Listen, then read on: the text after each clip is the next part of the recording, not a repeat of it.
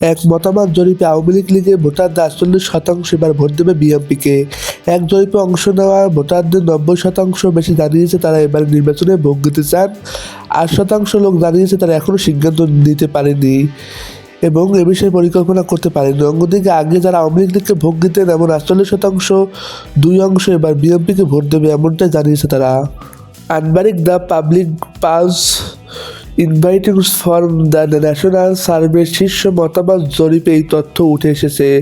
Communication research foundation, Bangladesh election and public ট্যাক্সেশনের এক সঙ্গে এই জরিপ করে তারা এই কথা জানান। আজ বুধবার রাজধানীতে প্রেস ক্লাবে আয়োজিত এক সংবাদ সম্মেলনে এই জরিপের কথা তুলে ধরে তারা। এদেশের 64টি জেলায় 180টি সংসদীয় আসনে ভোটারদের উপরে এই মতামত জরিপ করেছে।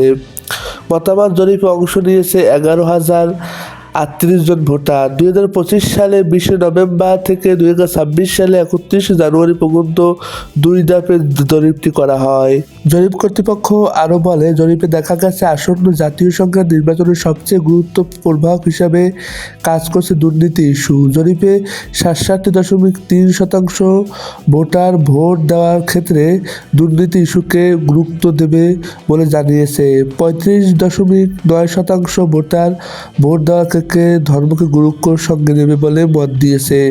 এছাড়াও ভোট দেওয়ার ক্ষেত্রে মানুষের দ্রব্যমূল্যের ঊর্ধ্বগতি, উন্নয়নের কর্মসংস্থান, নিরাপত্তা ও গুরুত্বের সঙ্গে বিবেচনা করে নেবেন বলে জরিপে জানিয়েছে।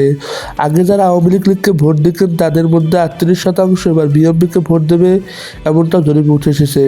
সংবাদ সম্মেলনে জানানো হয় আওয়ামী লীগের ভোট দিতে এমন 29.9% ভোটার এবার জামাতকে ভোট দেবে। এছাড়াও 13% ভোটার দেবে এনসিপিকে এবং 2.8% এখনও সিদ্ধান্ত নিতে পারেনি এমন তথ্য উঠে এসেছে জরিপ থেকে।